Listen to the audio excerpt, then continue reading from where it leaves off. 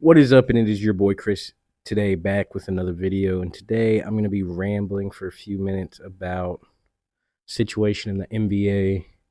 Well, it is a broader situation in the sense that we got a lot of restricted free agents that are not getting the money that they wanted, that they would have in past years. I think this is it has a lot to do with the second apron stuff that CJ McCollum, that terrorist, instituted.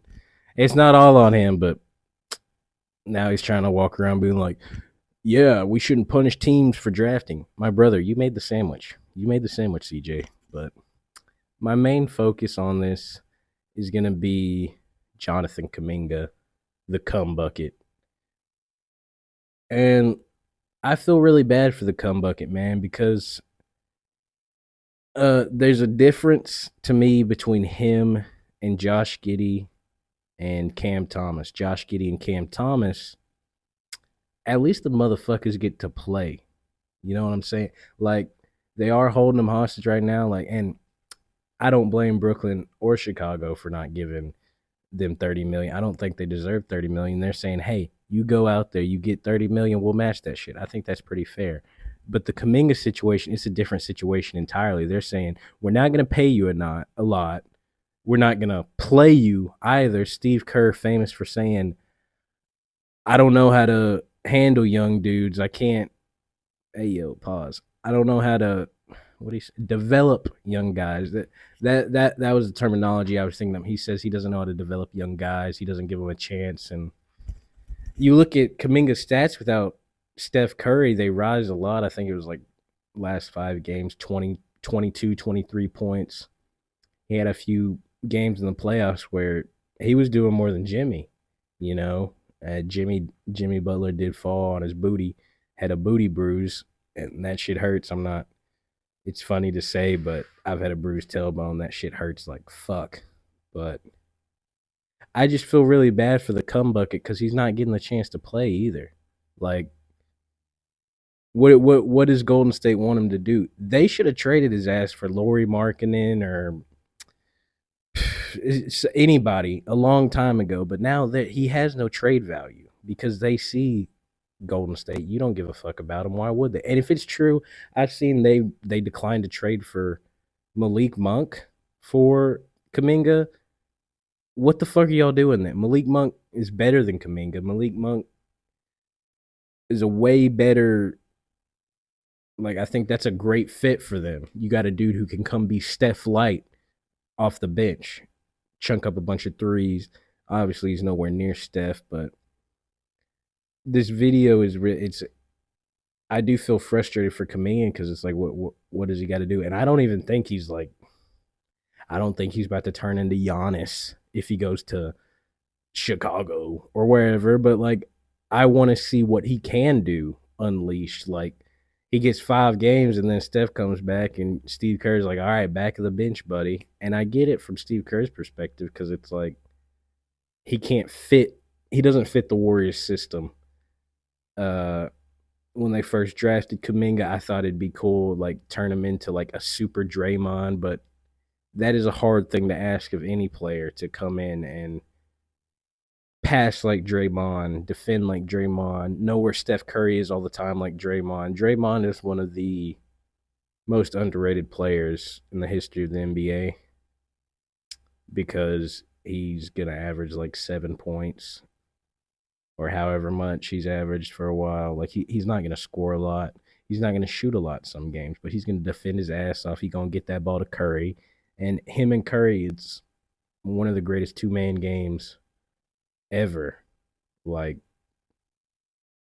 you take Draymond off of the Golden State Warriors, does Steph still become great?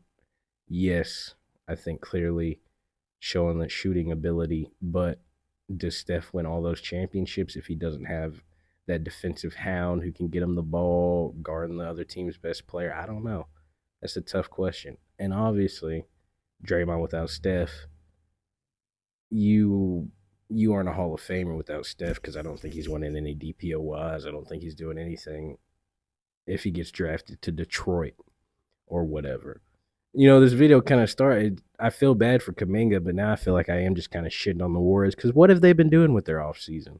I think they were supposed to get Al Horford, but I'm not sure what exactly is going on with that. Like you got Jimmy Butler, that's cool. That's your off-season move, I guess, if you want to look at it that way. But like, y'all aren't moving the needle. Y'all barely beat the Rockets, where Jalen Green scored 30 in one game, and the rest of the time, bro was shooting tour dates. And then in the second round, Steph does get hurt, and they lose to the Timberwolves. So unfortunately, we don't know what's going to happen in that world where Steph stays healthy. But the thing is, bro, Jimmy, Steph, and Draymond are all like what? They're all over 33, 34. I don't know how old. Steph's probably like 34. They old as shit. That's the point. So they go and get hurt again. I guarantee you, if all three of them played 65 games next season, I would be surprised. But crazier shit has happened. And I think they should do that Malik Monk deal. Bring in Malik Monk and Al Orford if that makes sense money wise. And I think they're a way better team. Way better team. That's why I really don't get what Mike Dunleavy Jr. is doing. Like with the Kuminga situation, you lost the trade. Like the value is gone. I don't think it's coming back. And the thing that doesn't make sense to me most of all, the value's never gonna come back if you don't fucking play Kuminga. So what the fuck are the Warriors doing? Y'all got the Kumbucket sitting on the bench. You won't play him. You won't trade him. You won't do it. Y'all just holding this man hostage. So I feel way worse than I do for Josh Giddey because I don't think Josh Giddey deserves 30 million either.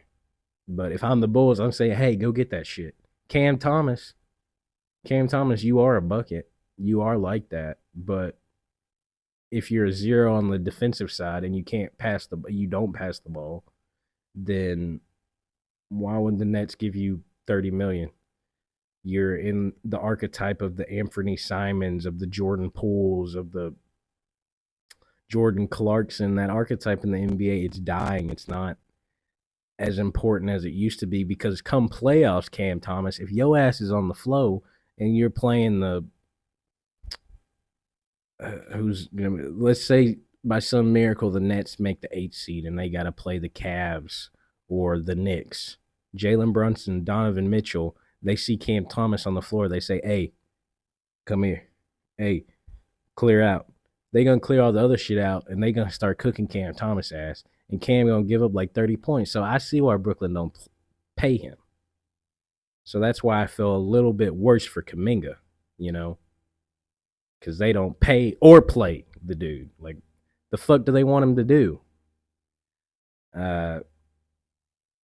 But I'm curious to see what else the Warriors do. I'm curious to see how this. It's so awkward to me bringing him in and like he wants to hoop, but he wants to get paid too. So he's gonna be, if he ever gets the time, he's gonna be like, all right, I got to go out there and show him what I can do. So it's just gonna cause issues in the locker room. I don't even see like as the Warriors, what the fuck are y'all doing? Like why?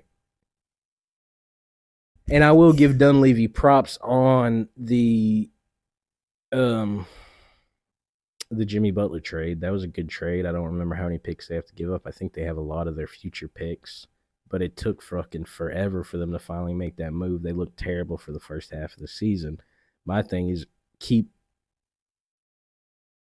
I would try to make as many moves around the edges as I can without giving up all of the future, of course, because Steph is pretty old. Eventually he's going to retire, but bring in Malik Monk, bring in Al Horford, ship Kuminga out of there. And I think the Warriors are a way better team. Kuminga gets a chance to go shine, to go hoop like he deserves. Like I think he just deserves a chance to show us. And I don't even know. I have no idea what he's going to be, but he's going to be more than he is sitting on the Warriors fucking bench. I can guarantee you that. So anyway, I think that's all my thoughts on the Kuminga stuff. I am going to see that new Fantastic Four today, so I will probably have a review out for you guys on that. So let me know your thoughts on the Kuminga situation in the comments, on the Golden State Warriors offseason as a whole. What would you do with Jonathan Kuminga? What would you do with the cum bucket? Anyway, y'all have a good one. Stay blessed. Peace.